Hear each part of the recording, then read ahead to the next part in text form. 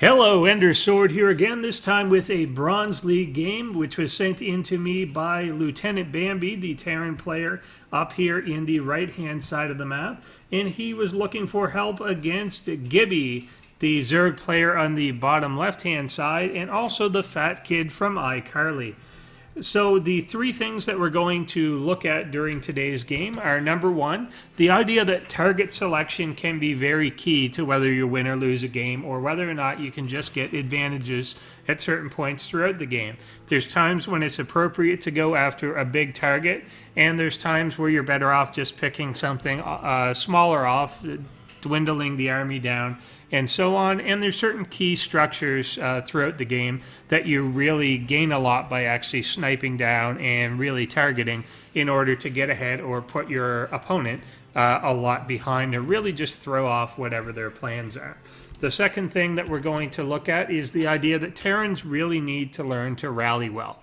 Unlike the other two races' mechanics, where Protoss can just kind of warp in and the Zergs tend to rally from multiple locations to a single site, the Terrans need to have a bunch of different production facilities, maybe rally them to an intermediary point or an intermediate point, and then kind of pull them up to your army, and do it in such a way that they're not just trickling in one at a time and could easily get picked off and so on like that. And you obviously don't want to be just leaving them in the back. This is an overreaction to that harassment there a little bit. One of those SCVs should be fine. You don't want to be pulling two off your line just to be dealing with a drone like that, and also stopping your production. The third thing that we're going to look at is the idea that armies win battles, but it's really the production that ultimately wins the war. Very often you'll have large engagements in the middle of the map somewhere, or at one base or another, and it's really about who can remax their army a lot quicker and get back to that 200 level that determines who's going to actually win the game. You'll often see armies just kind of meet in the middle, but they can't actually gain enough of an advantage to really go in and kill the opponent at this point. It's the guy that remaxes first that's going to really take that advantage, and oftentimes players overlook having enough production facilities behind what they're doing. We see that we're going for a 2 barracks opening here, which usually gives you a lot of early pressure, but that one Marine was kind of delayed there just because that supply depot wasn't getting up in time. So we're going to be 1 or 2 Marines behind on this when he goes in for this bunker rush here. He does see that the Overlord is in place, and he's aware of this right away. This is a somewhat suspect decision, just because he did know the timing of the spawning pool. He's aware that that would be done by the time he was even starting that. And here the Zerg player actually only did opt for 2 Lings, but he didn't really know that that was going to happen. So if he had just gone for 4 or 6, this would have completely shut it down. Even if he did get that bunker going, he knew that Queens would be on their way and so on. So he's just a bit late in this. It would have been nice to see the bunker either start a bit quicker, or him having more awareness of where that Overlord was, maybe just kind of canceling that off. You could see there just a little bit of target indecision. Went after the hatchery first, then the Overlord, then kind of the Queen for a little bit, spreading his fire around on 3 different Zerglings. Easily 1 or 2 more of those could be dead. Not really controlling his rally points too well. You don't want these rallied up quite that far. If he was aware they were there, then they could die as well.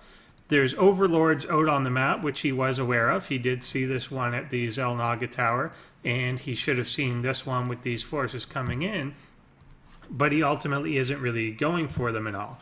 So that's another point where he didn't do any damage with this bunker rush, but he could have at least maybe picked off these 2 Overlords, and had it been at least worthwhile to lose that SCV and maybe a couple of those Marines there by temporarily supply blocking the Zerg player and really limiting their economy. So just try and see that. He has obviously got somewhat of a broken Overlord rally point there. If he was able to pick off 2, even just 1 of these, it would have actually made that somewhat worthwhile if he did supply block his opponent. It's going for the command center behind this. You can see he got supply blocked again and actually had to drop one of the emergency supplies onto his supply depot there. And the orbital command behind, no other teching up going on right now, but a lot of minerals starting to pile up. At this point, you want to be having more than these 2 racks here.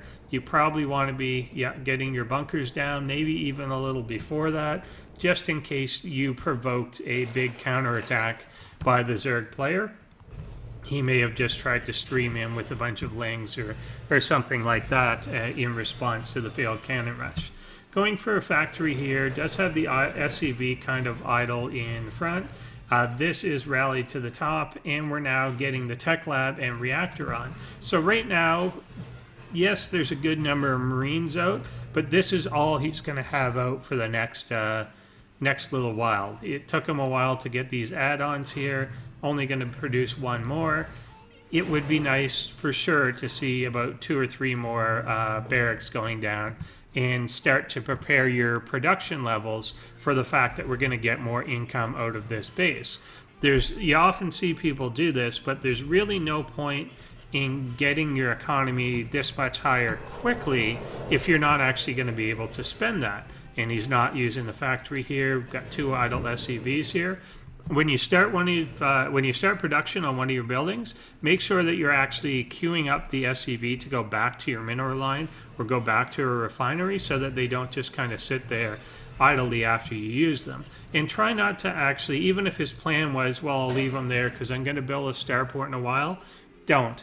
Even if he only gets 1 little path between the minerals, it's still worth sending them back. So try not to just leave things waiting. Try not to be in the habit of waiting, even if it's just, say there's 3 seconds left on attack and you're staring at your building saying, as soon as that's done, I'm going to click the next thing. Don't do that. Do something else. Just get in the habit of never waiting for something, never actually sitting there looking at something, waiting for it to be done so that you can start the next thing. You want to be constantly moving, checking different points, and just come back to that in a second. So again, just 2 barracks here. He's obviously going for strong upgrades. We got the double engineering bay here. It hasn't started the armor 1 yet, even though he does have enough money to do that. And he's just gearing up to make this a very strong bio play. But in order to back that up, you're really obviously going to want not only more racks, but you're going to have to produce out of the ones that you do already have to make sure that we're spending that money. Now, this is something that you see people do a lot. LtBambi doesn't really know what the Zerg player's doing, so he hasn't really scouted or dropped any more scans or anything down here. Doesn't know if there's a 3rd yet, doesn't know what the tech path is, but without any knowledge, has actually decided to just throw down 6 turrets randomly around his base. Does pick off that scouting overseer, but he's bought these 6 turrets for 600 minerals when he could have just dropped a scan down in the main, or even 2 of them over the place, had some idea what's going on. If he had seen this infestor pit, well, now he knows, well, it's not going to be mutalisks. He's not going to have the gas really to go for both of those. So you don't need these turrets down. He could have expanded instead. He could have got more production like I've been harping on for a little while now. Even to go up to 4 barracks now off 2 fully saturated bases, it's quite a bit late to be doing that. You really want to be taking your 3rd, and should be several more production facilities probably in place at this point in time. It's all about just streaming those Marines out. These are supposed to be your absolute mineral sink. Terran should be having so many minerals that they can hardly spend them. And the thing to just dump that into is these Marines. You want them to be absolute fodder, going out and doing tons of damage, getting destroyed, ripped apart, and then just instantly reproducing new ones all the time. The other thing he's going to run into shortly here, with some production starting to come online, there's certainly higher amounts than there used to be, is you really are entering that point that you need to be dropping down supply depots or even double supply depots at all times. Just one SCV actually doing this. Generally, when I play Terran, you've got one guy that's almost permanently just making SCV or making supply depots around your base. He's not even mining. He's just on supply depot duty. Once your production really gets into this mode, you need that going. Look, in the time that he got that actually up, the moment that was done, we're at 122 out of 126, and that's even with him losing units out on the map. I like this push in here, but these siege tanks really have to be coming up with the army behind this. Don't send in the Marines just up here. The target priority there, again, was not very good. He was targeting down the gas just as the first thing that he kind of saw. However, that was a lot of wasted time that could have absolutely wiped out these drones. Again, here, going for the hatchery, but what are the odds that with the course that small, you were actually going to kill this thing? That didn't make a lot of sense. If he had not gone for the geyser, not gone for the hatchery, there's no reason that all these drones aren't just absolutely dead. So just again, target priority. This one, that Overlord was just not a priority at all. He saw these infestors there and ends up pretty much losing that whole force that he kind of got away with and then stopped and dropped on that. You know that this force is completely mobile, and if you drop those instead of just taking the fact that you did some damage and escaped, now you end up with 2 severely hurt medevacs and only 3 forces as opposed to I think 9 when he first actually picked up to try and get out of there. Moving into his third base here, try not to clump everything up like this, especially with your tanks. Certainly don't leave them out on the map when they're not actually sieged up. You're just kind of asking this entire thing to be surrounded. You're not going to be able to move your Marines around it. These guys just aren't going to be doing their siege mode. You want to have the tanks kind of staggered in a couple different locations so that you can run your forces back through them, draw the Zerg army through your tank fire, and it just causes a lot more damage to what they're doing. Here we talked about rally points at the beginning. He does have these rallied forward now, but has forgot 9 Marines or 10 Marines sitting here back at home. Also has this little chunk up there, and when he's rallying forward, isn't putting the tanks into siege mode. So finally these ones do, but again we've got that just awful clump going on here that's too easy to surround. It's just too little of a force. They're going to end up firing in the same place. You're not going to be able to be mobile around it. Even if banelings hit this little clump, they might not do too bad. It may not be entirely cost efficient, but it's not as bad as hitting a single tank. So try not to clump them up like that. You're just going to make it a lot easier for the Zerg to actually just come in, get us around on everything, and absolutely end you. If the Zerglings were completely surrounding these right now, none of them would be able to fire. And that's the type of situation that you want to be avoiding. You would be too close to each of them, and they just wouldn't be able to do anything. And you just don't want to be in that position. Again, here at the front, we've got these unsieged. And one thing that I thought was kind of cute, I'm even going to rewind and look at this as, does this even make sense exactly?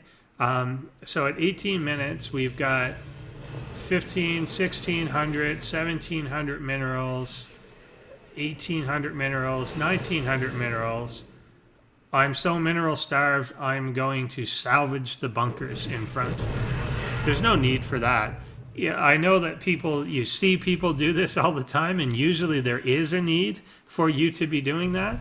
However, even if you do think that you're going to push out, and he doesn't push out, so that's usually a cue that, okay, I want these minerals back, it's time for me to push out. He's not pushing out. So he didn't need those back in the first place. He's never going to spend all of that money. He's so far behind in the production at this point.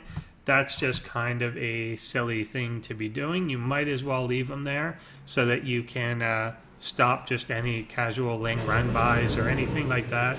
It just provides a little bit of an extra wall. He's got these supply depots that can go down anyway. It's not like they're actually blocking the path of anything. So I just thought that was a little silly. Try not to do that.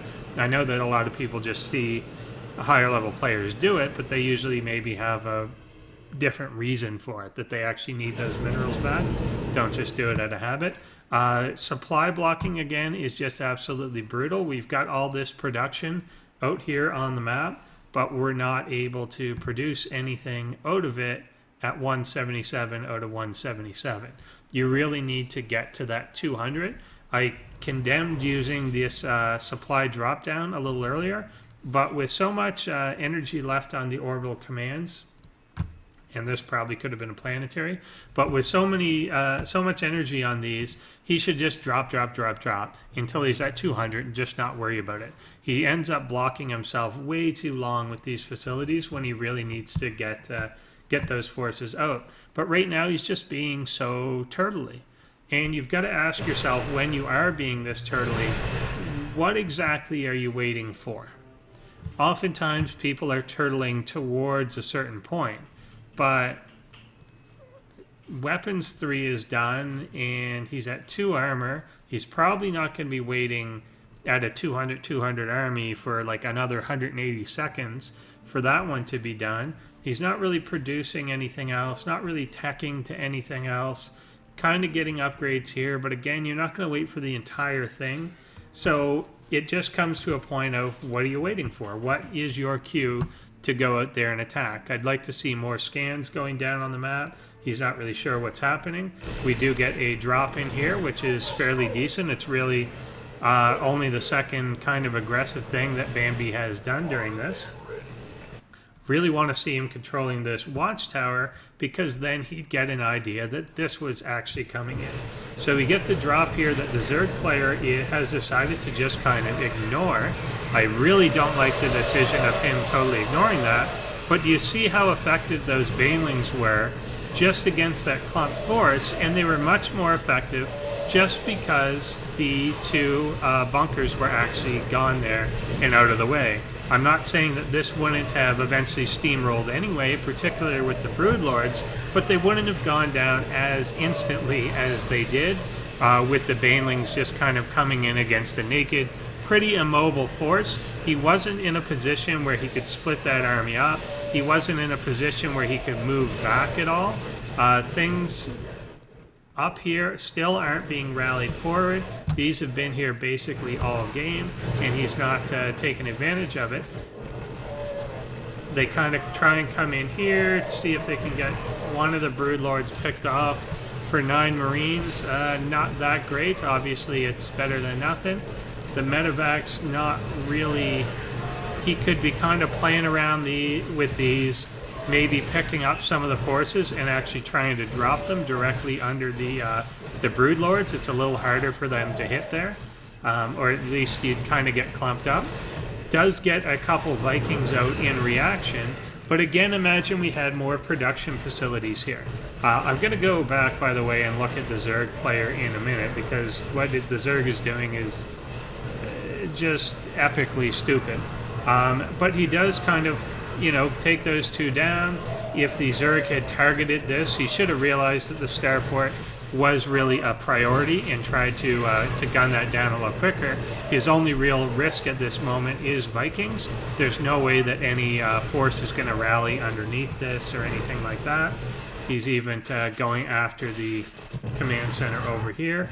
Both have so much money at this point, it's a little ridiculous, but there's just nowhere to produce out of. He's rallying forward, not really, just targeting broodlings. That doesn't make a lot of sense to be doing.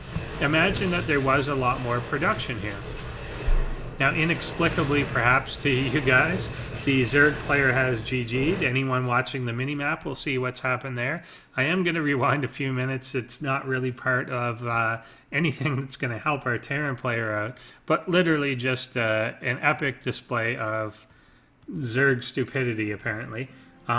So basically, he sees this force come in. We've got a handful of Marines, some medevacs with a single tank here. He lets it completely take out the hive. Then he's targeting down, basically not even really paying attention here now, because of course all his attention's been drawn forward to the huge attack over here. The Terran's kind of split up here. But these are just casually moving throughout. He's got the Greater Spire here, which is the thing that's killing you. It would be nice to actually prioritize and take that out, because that's such an expensive tech and these buildings take so much to get rid of. Particularly once he's taken out the hive itself. You want to take down a hive-dependent technology before moving on to the next base. Single spine crawler there, but targeting down the hatchery itself instead of the spine crawler that's kind of picking things off.